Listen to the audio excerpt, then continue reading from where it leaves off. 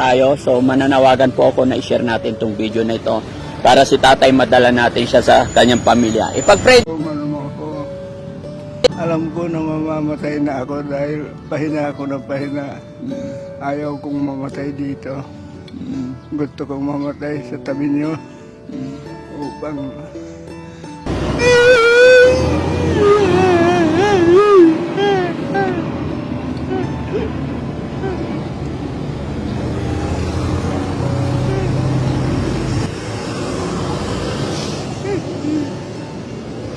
kahit hindi niyo na ako mahal. Mahal ko na mahal ko kayo. Dahil kayo ang aking kayamanan na. Hindi naman lang ako. Hindi naman ako talaga mapatawad. Ipagpapadyos ko na lang. Naghanap dumating ang araw. Maalala niyo ako. Naghihirap dito sa kalsada. Hindi natin, sana mapatawad man sila. Ano to naman pagkakamali ng ating magulang mga kababayan. Wala tayo sa mundong ibabaw kung hindi sa kanila. Kaya kung ano man ang pagkakamali nila, sana bilang anak na lang sa kaunting nalalabi na araw ni tatay. Gift na lang natin.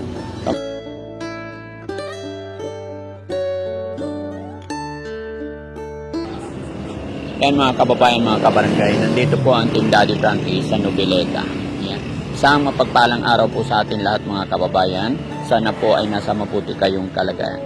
Mga kababayan, isang lolo po ang napanood ng Team Daddy Frankie sa upload po ni Sam Motovlog. At si Bayan para makausap natin si tatay. Yan. Tay, magandang hapon po. Kumusta ka na, tay? Oh. Tay, napanood ko yung video mo po kay Sam Motovlog. Oh, kumusta ka na po, tay? Ilang taon ka na, tay? 92. Po? 92. Medyo may edad na si tatay. So, ganito yan, tay. Tay, pwede ba upo tayo rito para mapag-usap tayo maayos? Upo ka, tay. Sige po. Kasi medyo matanda na si tatay, kaya paupuin natin. Yan.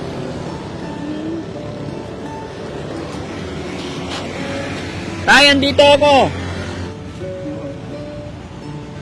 Tay, anong pakiramdam mo, tay? Okay ka lang? Wala ka namang sakit na nararamdaman, tay? May sakit akong asma. May sakit kang asma. 92. Saan ka nakatira dito, tay? Yung sa may bombero. Sa bombero? Gaano ka nakatagal nakatira dyan, tay? Panahon pa ni Cory. Panahon pa ni Cory, nandito ka. Novelita po? So, panahon pa ni Cory, ilang dekada na yon, di ba? Ilang taon ka nung nakarating dito, tay? Nung nakarating ako dito, mga isang mga 36 36 ka pa lang noon. Hanggang ngayon, 92 years old ka na. May asawa ka po ba, tay? Dati. Nasaan na yung asawa mo po? Nandun din ako sa likod ng bombero. Kasama mo? Pero hindi na kami nagsasama. Ay, hindi na kayo nagsasama? Nakikita lang ako sa bahay niya. Hello po. Hello po. Ayan. Ganda nga po, sir. Bakit di na kayo nagsasama, tay? Masalimutang pinagmulan namin. Masyadong masalimuot pinagmulan. Okay. Kasi dati nagtitinda ako ng isda. Yung kinukunan ko ng isda, may anak na matandang dalaga. Matandang dalaga? Yung kinukuhaan ninyo? O tapos, ano nangyari? Na-involve ako roon. Na-involve. Paanong na-involve? Nagkaroon kayo ng relasyon nung kinukuhaan mo ng isda? Nalaman niya nung mamatay yun. Nung namatay yung matandang dalaga, nalaman ng asawa nyo? Dahil lagi ako nandun sa burol. So, ibig sabihin tayo, may relasyon, nagkaroon kayo ng relasyon nung kinukuhaan mo ng isda. So, nagalit yung asawa mo. May anak ba kayo nung asawa mo, tay? Apat, pero tinakwil nila ako dahil sa pangyayari nila. Ah, may anak kang apat dun sa asawa mo. Pero nung nalaman nila nagkaroon ka ng relasyon dun sa matandang dalaga, itinakwil ka nila? Nasaan yung mga anak mo ngayon, tay? Yung isa nasa Canada, Nasa Canada. Tapos yung tatlo, nandyan mga kasama ko. kasama mo yung tatlo mong anak. Minsan pinakakain nila ako, pero madalang mangyari yun dahil galit sila sa akin hanggang sasabihin nila na paalisin na ako dyan. Nagsimula yung pagpapaalis na yan. Hanggang sa ngayon, pinaalis na nila ako. Tay, matanong ko lang, ilang taon ka po nung namatay yung, yung matandang dalaga doon sa taong na-involve ikaw? Ilang taon ka noon nung nagkaroon ka ng babae, sabihin na natin, di po ba? Ilang taon ka noon, maalala mo pa ba? Hindi na masyado. Sa palagay mo, mga ilang taon ka noon? Mga mahigit 60. Nasa 60? Nung 60 years old. So, nung nalaman ng asawa mo na na-involve ka doon, hiniwalayan ka niya? Pinalayas ka sa bahay? Pinalaya sa bahay. Nung bandang uli, maka isang linggo siguro, pinabalik niya ako at doon na lang ako matutulog sa ibaba sa may simento. Siyempre malamig. Opo. Ngayon, nilagyan ko ng kape na karton para makatulog man lang ako kahit konti. Oh. At hindi sumakita ang likod ko. Kasi sumasakit ang likod ko pagdating ng gabi. Dahil malamig. Sabi niya, doon ka sa taas tiga, sabi niya. Opo. Binibiro-biro ko pa, sabi ko. Nagbalik yata ang pagmamahal mo sa akin. Hindi na kita mahal pero naawa ko sa'yo. Opo. Di ba yung pagmamahal sa awa? Opo. Okay na rin sa akin kung sabi ko sa kanya, okay na rin sa akin yung awa mo. Kasi kahit mahal mo ako, kung mamatay na ako, ganito yan, pare-pareho. Yung awa mo. Tay, mula noon ba hanggang ngayon di ka pa ba nila napapatawad? Wala na. Anong wala na, tay? Wala nang kapatawaran. Lalo na yun nasa abroad na anak ko. Pinalalayas na ako. Yung nasa abroad, pinapalayas ka? Dumadalaw dyan, hindi niya ako sinisilip sa higaan. Pag dumalaw, di ka sinisilip. Kaya pagka naalala ko yun, nandun yung iyak na mo. Iyak na mamutal. Doon sa matandang dalaga na kung saan ka na-involved, di ka ba nagkaroon ng anak doon, tay? Yun ang kinamatay niya. Nakunan siya. Nakunan siya kaya namatay. Kasi walang magpapagamot. Sabi nila, paras pa. Paras pa mo para malinis yung materna. Tay, nasubukan mo na bang humingi ng tawad sa mga anak mo at saka doon sa asawa mo? Napakaraming beses. Napakaraming beses na. Hindi ka pa rin talaga napatawad. Wala raw kapatawaran. Wala raw kapatawaran. Sabi ko, Pero tay, matanong kita, tay, hindi naman kita masisi kasi tapos na yan. Pero may tanong lang sana ako. Nagsisisi ka ba sa nagawa mong kasalanan, tay? opo. Nagsisisi ka. Okay, tay. Ganito na lang. Ipag-pray mo na lang po. Kasi yung anak mo at asawa mo, tao rin lang yung mga yan. Ipag-pray mo lang parati, no? Balang araw, mapapatawad ka rin nila. Ilang taon na ba yung asawa mo ngayon, tay? 65. 65 siya, mas bata siya. Tapos ikaw, 92. Tay, ano pangalan mo ulit, tay? Roberto de Guzman. Roberto de Guzman. Tay, saan ang province mo? Pangasinan. Saan sa Pangasinan, tay? San Carlos. Taga Malasikiak, tay.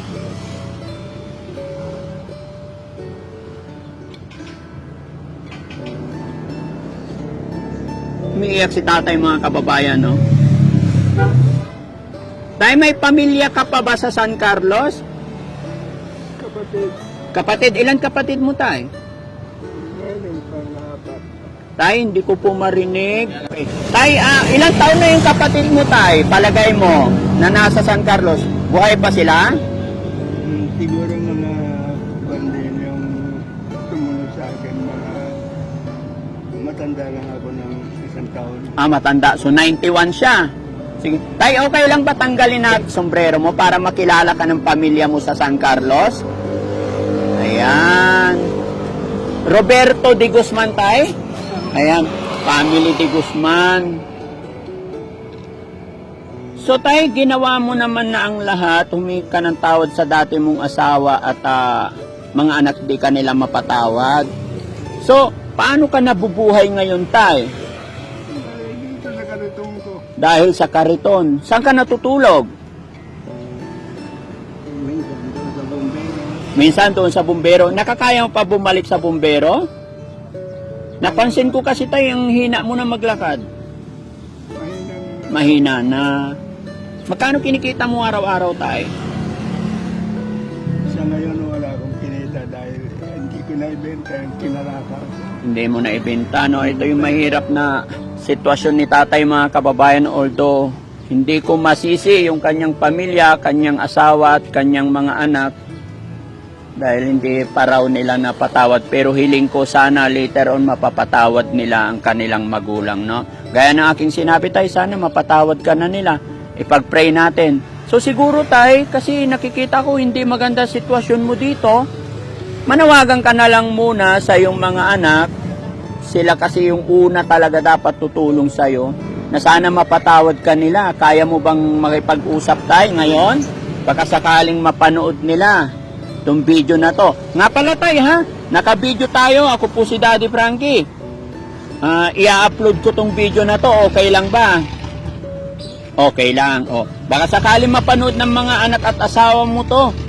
Pwede kang manawagan tayo para mapatawad ka nila. Humingi ka ng kapatawaran sa nagawa mo. Although hindi ko naman alam kung ano talaga. Sige tayo, baka sakali. Sir, patawarin mo ko.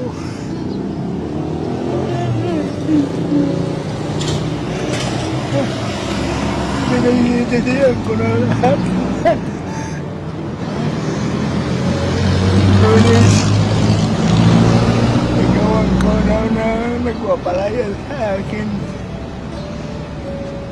Pumapangalawa si Catherine. Mahal ko kayong lahat.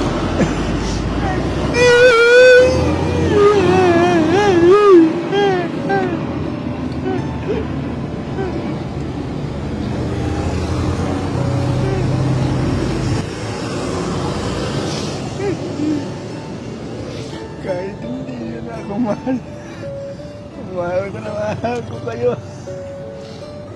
Dahil kayo ang aking kayamanan na. Hindi naman lang ako, hindi naman ako talaga mapatawad. Ipagpapadyos ko na lang na sana dumating ang araw. Aralan ako na naghihirap dito sa kalsada. Patawad na. Patawad. Okay. So ayan, mga kababayan, hindi ko alam kung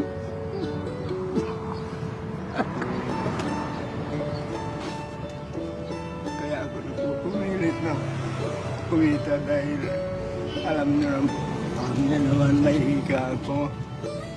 Ang mahal ng gamot ko. Kahit 5 hindi ako humihingi sa inyo dahil ayaw ko sabihin nyo na isinandal ko ng masyado yung katawan ko sa inyo. Lalo ka na dinis. Nung bata ko pa. Ikaw ang paborito kong bata. Kahit hindi ako kumain, basta kumain ka. sino po tayo? Yung anak kong nagtatrabaho sa call center, Hmm. sayang. sayang. Napakabait na bata dati. Opo. Pero nung na-involve ako dito sa babaeng sinukunan ko ng isda, nagalit na rin sa akin. Nung nagsimulang Pinakwil ka nila. uh, Okay. So tay, wala akong sinisisi dito, basta ang akin lang, ipag-pray natin na sana mapatawad ka na nila, ano? At ayun, sana sa mga anak, yun, mapatawad nila si tatay dahil alam ko, nakikita ko mga kababayan si tatay, mahirap man sabihin, pero ang katotohanan sa edad niyang ito, nakikita ko medyo mahina na rin talaga si tatay, pero pilit pa rin niyang naghahanap buhay para sa kanyang sarili, ano?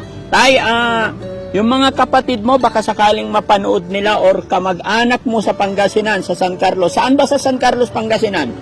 Mamarlaw. Mamarlaw. Oh. Kausapin mo yung mga kamag-anak mo, baka sakali may makapanood ito, tay. Kahit yung mga kapatid mo na lang tumulong sa'yo, makuha ka nila rito. Fernando, tulungan mo ako. Mayroon naman truck yung manugang mo. Baka pwedeng kargaan mo na lang ng krudo, makuha mo lang ako dito. Alam ko na mamamatay na ako dahil pahina ako ng pahina. Ayaw kong mamatay dito. Gusto kong mamatay sa tabi niyo upang ibig sabihin tayong magkakapatid ay hindi nagkakahiwalay. Gusto kong magkasama tayong lahat. Kahapon nag-usap na tayo.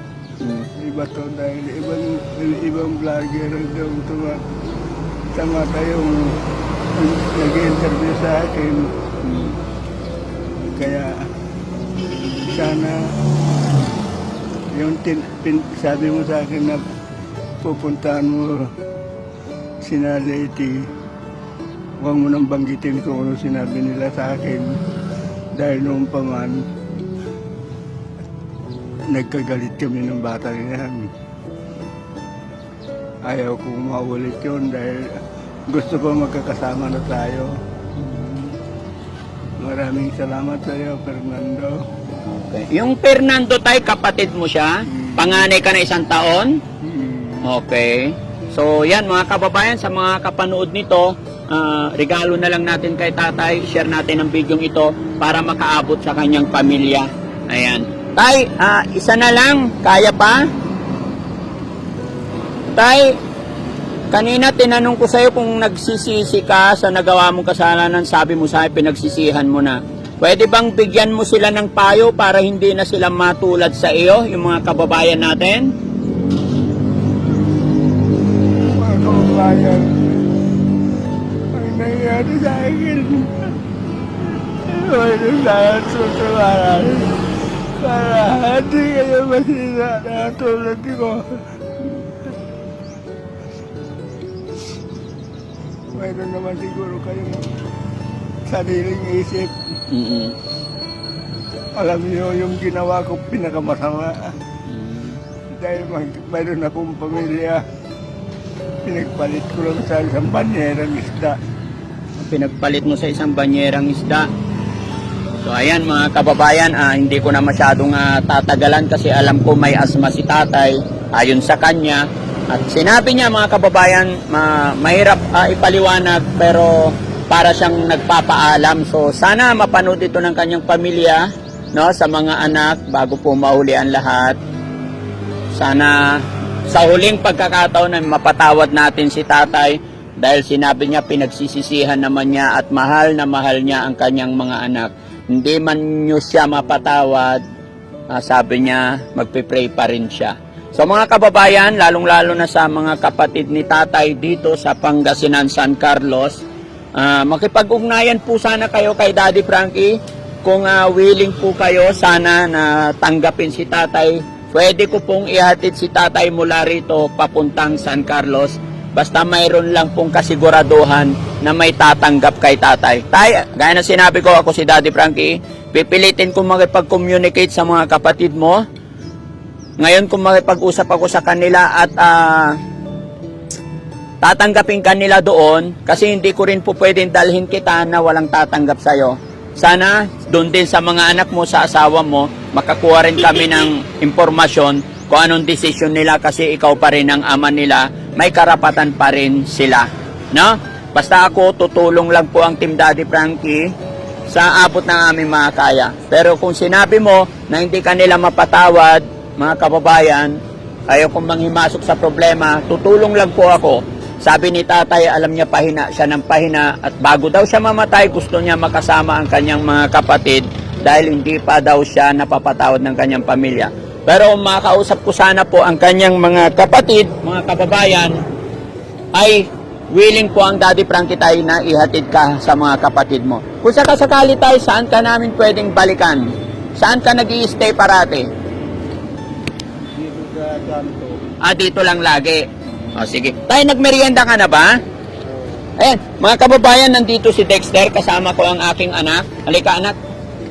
Ayan. O, tayo, bumili yung anak ko. O, anak ko yan. Tinapay. Pagpasensyahan mo na yan, tayo, ha? Tsaka tubig. O, inom ka tubig, tayo. Ha? Puka dyan, nak. Diyan ka lang. Ayan. At bibigyan din natin ng kaunting tulong si tatay, no? Kasi hindi ko alam, mga kababayan, kung kailan ako makakabalik, kasi may pag-ugnayan ako sa kanyang kapatid, kasi ako taga Pangasinan din, tapos may biyahe kami going Pangasinan bukas. So sana makontak namin ang kanyang mga kapatid. Ano tayo, pag-pray lang natin tayo na makontak namin ang mga kapatid mo. Ano po? Payag ba sila tayo na doon ka tumuloy sa kapatid mo? Yan ang hindi ko masisiguro dahil yung manugang namin nakagalit ko. Nakagalit mo yung manugang nila. Yung magulang na. Hayaan mo na yun tayo, baka matagal na yun, patawad ka na rin nila, ano? Gaya ng sinabi ko, ipag-pray natin. No? Wala naman mawawala sa pagdasal kundi pagpapala ng may kapal. Opo. Yung away namin ng manugang niya, nagugat na. Galit na galit siya rin yun.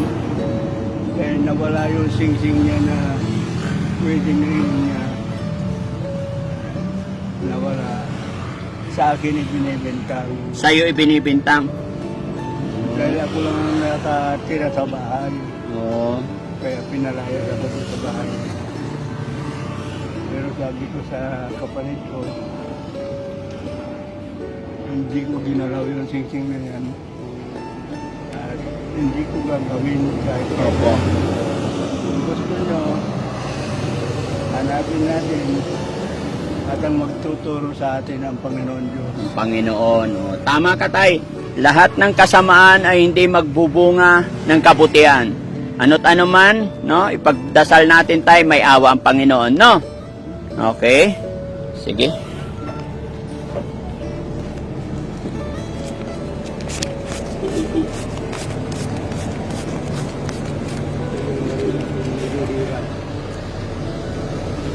Ano po tayo? Matagal nang naghihirap. Sige tayo, ito tayo, pera mo. Para makakain ka, may pambili kang gamot. Walang anuman tay. Maraming salamat. Malaking tulong po sa akin. No. Naiingatan mo ba yung pera mo tay? Yan nak, ha? Si tatay, nagsisisi siya sa nagawa niyang kasalanan.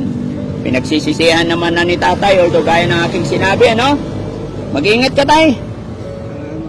Sige, alis na po ako tayo. Pag-pray mo lang na makontak ko yung mga kapatid mo, ha? So, ayan mga kababayan, mga kabarangay, no?